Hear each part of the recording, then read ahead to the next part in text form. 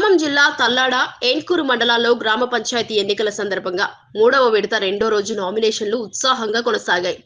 ఏన్కూరులో 21, తల్లాడ మండలంలో 27 గ్రామ పంచాయతీలకు సర్పంచ్, వార్డు సభ్యుల పదవులకు కాంగ్రెస్, బీఆర్ఎస్, సిపిఎం, ఇతర పార్టీల అభ్యర్థుల పెద్ద ఎత్తున నామినేషన్ దాఖలు చేశారు.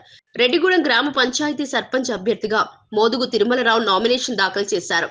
తల్లాడ మేజర్ గ్రామ పంచాయతీ బీఆర్ఎస్ సర్పంచ్ అభ్యర్థిగా పెరిక నాగేశ్వరరావు నామినేషన్ సమర్పించారు. 2 మండలాల్లోనూ అభ్యర్థులు అనుచరులుగా భారీగా తరలివచ్చి ర్యాలీలు నిర్వహించడం ఆకర్షణగా నిలిచింది. ఈరోజు రెడ్డిగూడెం గ్రామం నందు కాంగ్రెస్ అభ్యర్థిగా మా పైడిపల్లి రవి గారు నేతృత్వంలో జరుగుతున్న నా నామినేషన్. నా పేరు మోదుగు తిరుమలరావు. కాంగ్రెస్ పార్టీన నాకు పోటీ చేస్తున్నందుకు సహకరిస్తున్న గ్రామ ప్రజలందరికీ నమస్కరించి అందరూ అత్యధిక మెజార్టీతో నన్ను గెలిపించవలసిందిగా మనవి.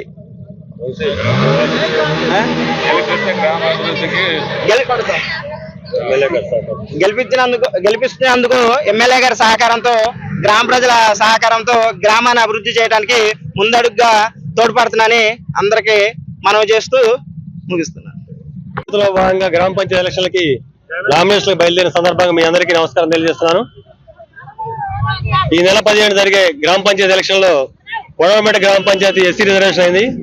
అందులో భాగంగానే మేము గతంలో 2 సార్లు 3 సార్లు మేము గెలిచినాము. జనరల్ కేటగిరీలో అన్ని కులాల వారు బాగా సహకరించిన సందర్భంగా మేము కూడా చాలా పట్టుదలతో మా క్యాండిడేట్ గెలిపించాలని పట్టుదలతోనే మేము ఈరోజు అంతా కలిసికట్టుగా బయలుదేరాము.